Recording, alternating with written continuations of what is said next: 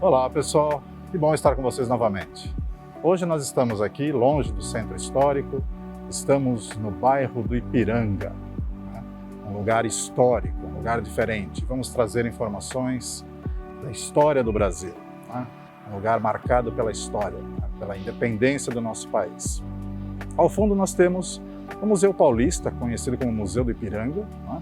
Que marca, obviamente, né? A história do que aconteceu nessas terras.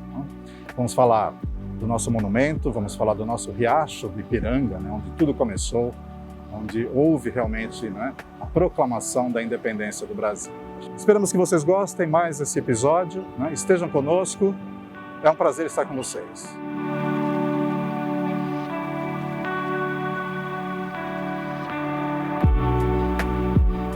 Este é o local em que, de fato, ocorreu o episódio do Grito do Ipiranga, né? Do Grito da Independência, Independência ou Morte. Ouviram do Ipiranga as margens plácidas de um povo heróico o brado retumbante, né? Então a própria letra do hino nacional nos conta que esse foi o local, né? Que é um local símbolo, que é um local marco. Quero lembrar que Dom Pedro I já tinha premeditada fazer a independência do Brasil de Portugal. Só que quando ele recebe as cartas da Leopoldina, com aquele monte de exigências da corte portuguesa, ele toma uma decisão. Então, o grito Independência ou Morte foi um ato de fúria de Dom Pedro I. E esse local, de fato, né, comprovadamente, é o local onde acontece esse episódio. Dom Pedro voltava de uma viagem do Porto de Santos para a vila de São Paulo de Piratininga e no meio da viagem as duas comitivas se encontram. Dizem os historiadores, através de registros, que Dom Pedro na verdade fazia uma parada para descanso, para se refrescar no rio de águas avermelhadas, que significa de águas barrentas, né? Ipiranga, rio de água vermelha, né? Que já tinha esse nome. Ele para nesse local, próximo a uma ponte que existiu aqui, para descansar. E é quando ele é encontrado pela comitiva da princesa Leopoldina, que lhe manda as informações mais recentes da corte portuguesa, né? Num ato de fúria, ele vai decretar a independência do Brasil como um ato simbólico. O monumento do Ipiranga, ou monumento da independência, ele é um épico e ele conta não só o ato do grito do Ipiranga, mas ele nos conta o próprio processo da independência do Brasil. Vamos entender que a independência do Brasil, ela faz parte de um processo muito maior do que um dia, um horário e uma data, né? O monumento também nos traz a figura de personagens importantes que contribuíram para a independência do Brasil, como o patriarca da independência, José Bonifácio, como o Feijó, que foi o representante do Brasil nas cortes portuguesas. Lá ele fez todo um discurso em favor da independência do Brasil. Então, quando a gente pensa no monumento da independência, nós temos de pensar como um monumento para contar um processo histórico que conduziu o Brasil da condição de colônia de Portugal para um país independente. Esta casa foi imortalizada na obra do Pedro Américo.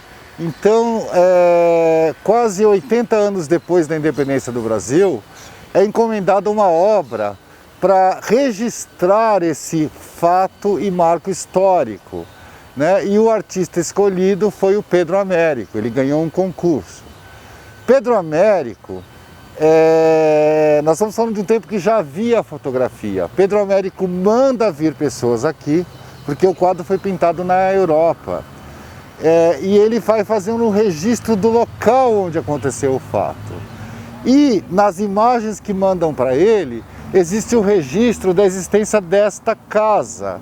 E ele vai incorporar esta casa na paisagem do quadro Independência ou Morte. Mas eu quero deixar claro que essa casa não existia no ano de 1822.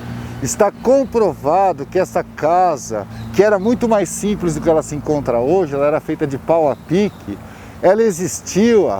ela passou a existir só no ano de 1844, 22 anos, portanto, depois do episódio. Mas como Pedro Américo pintou o quadro depois e ela existia, ele acabou incorporando ela na imagem.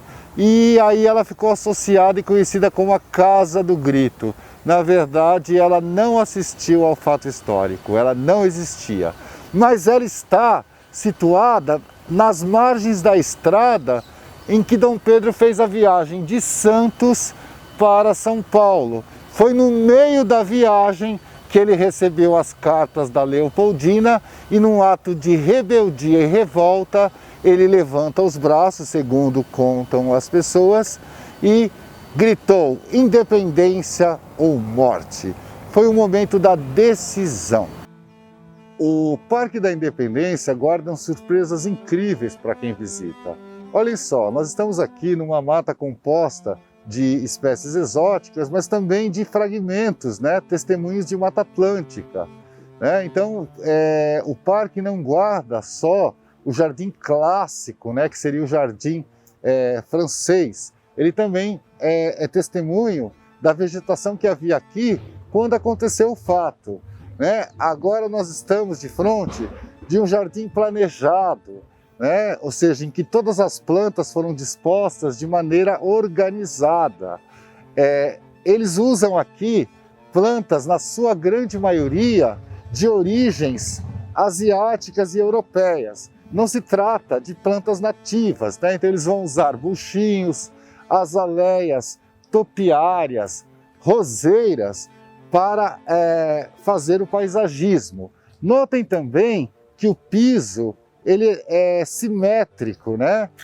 Eles utilizam aqui a pedra portuguesa com elementos decorativos, geométricos, para enfeitar o jardim.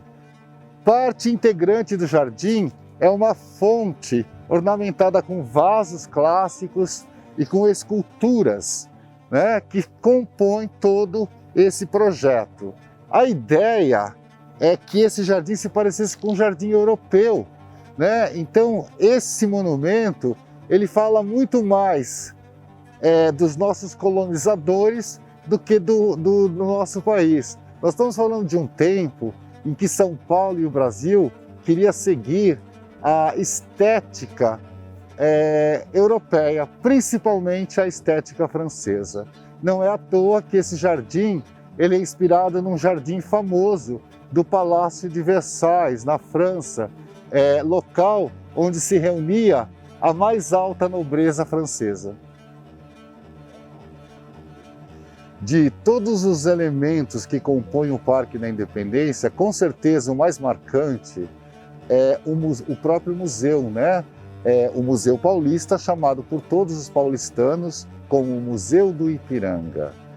A edificação ela é emblemática na paisagem, marcante na paisagem, se trata de um belo exemplar de uma arquitetura neo-renascentista, projeto do Tomásio Gaudêncio, e a construção do museu e do próprio parque, gente, a gente tem que entender como uma construção política e épica, né? Muito mais épica do que histórica. Para falar do museu, é importante lembrar que a ideia da construção de um museu neste local, onde Dom Pedro I fez simbolicamente a independência do Brasil, nasceu do próprio Dom Pedro II, do seu filho. A imagem do Império já estava muito desgastada com as leis abolicionistas, né? Que tiravam a mão de obra escrava da elite cafeeira. Numa tentativa de melhorar essa imagem já desgastada e impopular, se pensou em construir um palácio, né, imperial, aqui próximo ao local onde Dom Pedro I havia proclamado a independência do Brasil. Só que tudo isso naufragou, perdeu o sentido, já que a ideia foi em 1884, o projeto foi concebido no ano de 1888, no ano seguinte já havia sido proclamada a República. E o Museu Imperial, valorizando o Império, não faria mais sentido. O projeto foi concluído, né? As obras iniciam no ano de 1890 e elas terminam no ano de 1895. Pronto o prédio, não havia nenhum sentido. E aí se cria o Museu de Ciências Naturais, que era uma moda, né? O Museu de Ciências. Não nasceu como um museu histórico, né?